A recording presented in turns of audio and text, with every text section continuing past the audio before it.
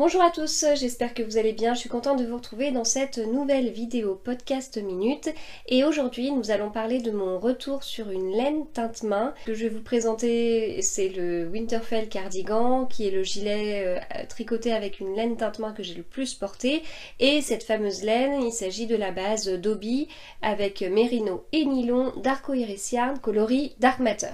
Vous savez tout, c'est parti.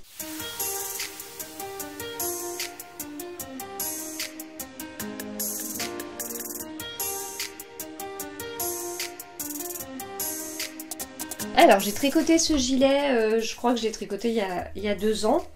Et comme je vous dis, je le porte énormément. C'est une couleur qui est très facile à associer. Alors on n'est pas sur un gris, on n'est pas sur un noir, on n'est pas sur un marron. On est sur une couleur entre tout ça. Voilà. Donc bon, là c'est un peu saturé derrière, mais ça vous permet de voir quand même les nuances de ce coloris. Voilà, donc c'est le Winterfell cardigan, je ne l'ai pas boutonné avant de vous le montrer, mais voilà, qui est caractérisé par ce jeu de mailles glissées, comme ça a été la mode, c'est peut-être encore la mode d'ailleurs, je sais.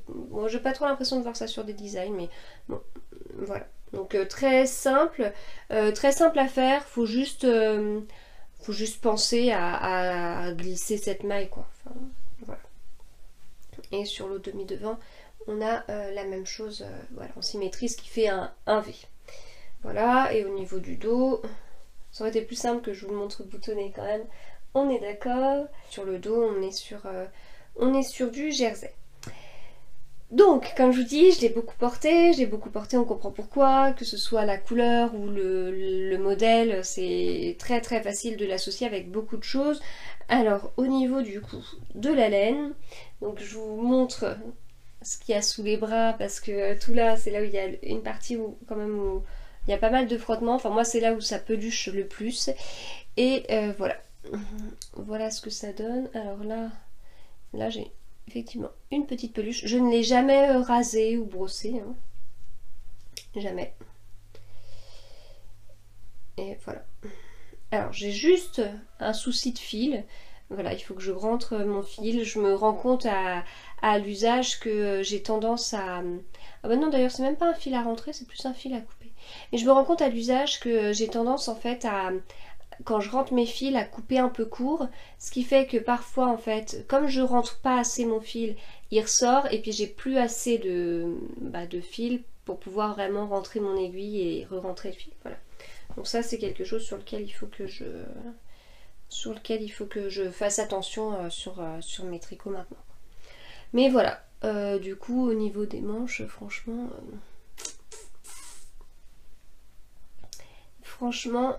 c'est pas mal du tout. Alors après, vraiment sur le gilet, c'est pareil, hein, j'ai rien de particulier à dire. Au niveau peut-être là où pourrait y avoir quelques zones de frottement, il n'y a rien, quoi. Alors il y a du nylon dedans, donc là c'est à nouveau le bout de la manche. Il y a du nylon dedans, je sais pas si c'est dû à ça, faudrait que je regarde, que je compare plus précisément des tricots que j'ai fait sans nylon parmi ceux que je porte le plus, mais en tout cas voilà, celui-là, moi j'ai rien à dire. Et du coup, si on fait un peu le bilan des tricots que je vous montre là dans cette catégorie là, mes retours X mois, X années après, le bilan c'est que ça tient quand même bien mieux avec les laines teinte main. Là le gilet, malgré toutes les fois où je l'ai porté, je peux le reporter sans souci, sans avoir honte ni quoi que ce soit, alors que celui dont je vous parlais, le gilet que j'ai tricoté en Flora de Drops, là au bout de quelques jours où je l'ai porté, il commençait déjà à beaucoup plucher et devenir portable, mais pas de partout, quoi. Voilà, donc ce qui fait que j'ai totalement conscience qu'on ne parle pas du tout du même budget entre des pelotes de Flora et de la laine teinte main, mais de mon côté, j'ai aussi conscience du temps que prend un tricot, et c'est très frustrant de passer autant d'heures pour ne le porter que 2-3 jours avant que ça commence à être plucheux et importable. Donc après ça dépend bien sûr du budget de chacun, ça dépend de l'utilisation de chacun, de la vie de chacun, voilà, enfin comme je vous ai déjà expliqué, moi à mon travail j'ai pas besoin de porter un tailleur tous les jours, je peux très bien porter un jean, il n'y a aucun souci. En revanche je vais pas mettre un gilet qui est rempli de peluche et qui est dans un état incroyable. Je vous renvoie aussi vers la vidéo sur le gilet bretzel que j'avais tricoté dans une qualité de chez Mondial Tissu. Je me vois pas le porter au travail, voilà.